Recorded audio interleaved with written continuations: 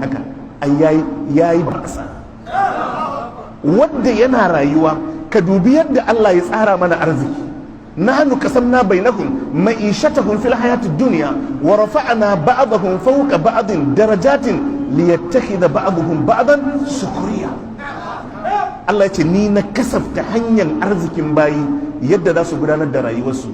Idan anan difa kana da mai gida ya sayi mota ya baka, kai kana ganin idan ba alhaji akwai matsala, to mu ma a Najeriya muna gudanar da rayuwa kuma ba mu san alhajin kan ba.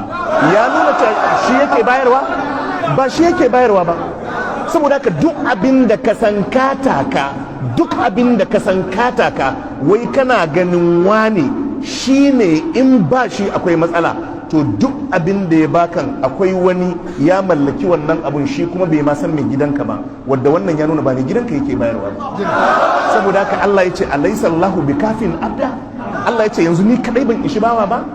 Idan har bayi suka gagara sanin waye ubangijinsu, wannan tsari na rayuwa da muke kai, ka dubi yadda Allah ya fifita sashi akan sashi.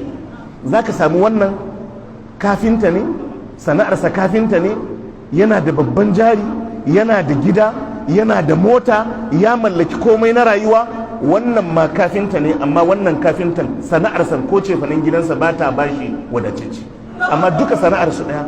Za ka shiga kasuwa ka samu wani shagonsa a bakin shago, a bakin kasuwa, wani sai an shiga cikin kasuwan can kafin a samu shagonsa, amma na bakin titin bai fi na can lungun kasuwan ciniki ba.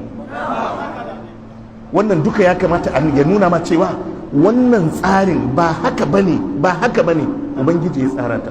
Yau za a zo a ce za a yi gasan karatun alkur'ani, sai ka samu wadda ya ci na ɗaya a gasan karatun alkur'ani ba ɗan malamin ƙasar gaba ɗaya. Wani yaron sai ka samu babansa ma a daidaita sau yake tukawa.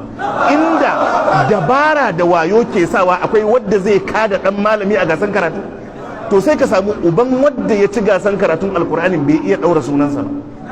Wannan ya nuna cewa Allah yake ba da wannan tsari.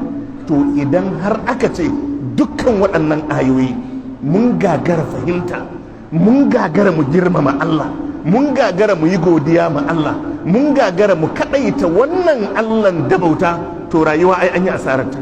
Saboda ka ribar mu shine kaɗaita Allah subhanahu wa ta'ala da bauta, da kuma daɗa godiya ma Allah a bisa ni'imar musulunci,